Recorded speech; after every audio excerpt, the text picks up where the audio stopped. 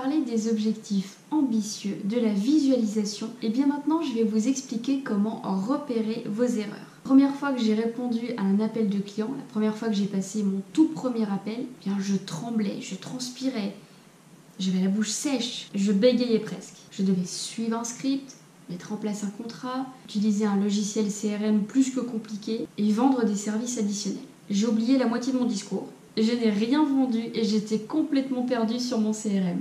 Et pourtant j'avais toutes mes notes, j'avais pris énormément de notes, j'avais même noté le pas à pas pour mettre en place un contrat que je m'étais créé en m'entraînant sur des logiciels d'apprentissage, mais j'étais perdue quand même. Au lieu de me dire je suis nulle, je vais pas y arriver, j'ai utilisé 2 techniques. Une dont je vous parlerai plus tard et la stratégie méta. Cette stratégie est extrêmement puissante. Elle vous permet de prendre une position de force par rapport à vos lacunes.